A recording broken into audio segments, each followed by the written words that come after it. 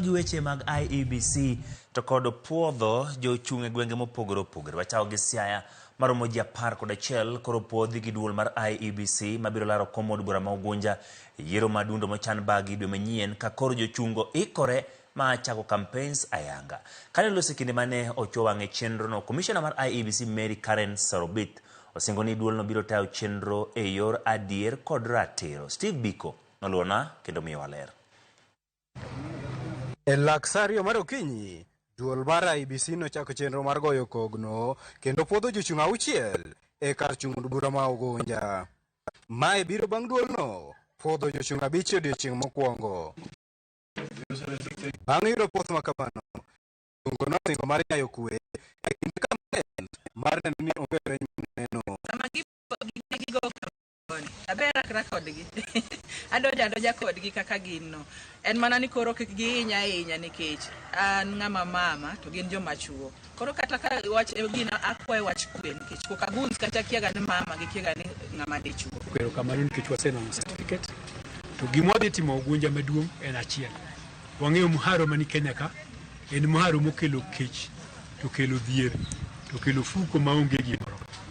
Omiyo gima dhi timo maduong' ma Nyasaye osemiya rieko mar timo en wadhi chwako piny mondo piny oti ni jopiny mondo jopiny obed gi yuto. Really, I want to take the opportunity to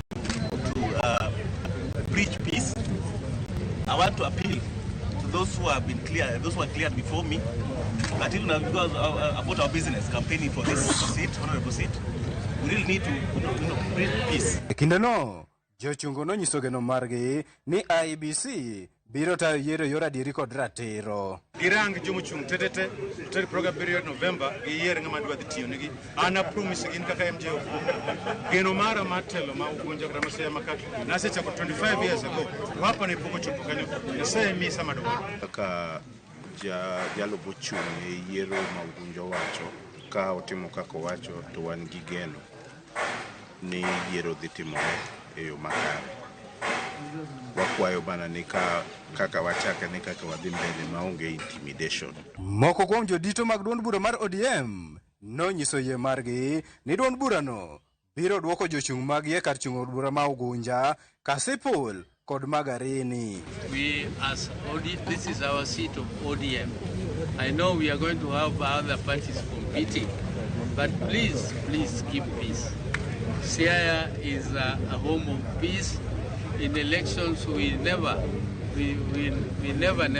fight each other. Competing for an electoral seat is not enmity. We have come back to reclaim what is ours, and we have 3 parliamentary seats which are scheduled for by-election. That is Ugunja, Kasipul, and Magarini. All those are our seats, and we are going to work extremely hard to retain those seats. Omachielo, Kamishona mar IEBC Mary Karen Sorobit manochopo mar cho wang'e chenro no nosingo ni duol no dhi tayo yiero yor adieri kod ratiro kojiwo jochungo mondo nyakwe. we just an impartial referee.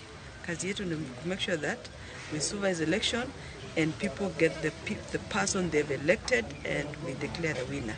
So that is our mandate to ensure that there is smooth and electoral process. Moko kuom jochung' manopodhi kawuono oting'o Lilian Akech mar Alliance for Real Change Party, Orodi Odhiambo mar Wiper, MJ Okumu mar Federal Party, Crispin Omondi mar KANU, Moses Omondi mar ODM e kind jochung' mamoko ka ji adek to nowuok e piemno giwegi. Steve Biko, Ramogi TV, Siaya.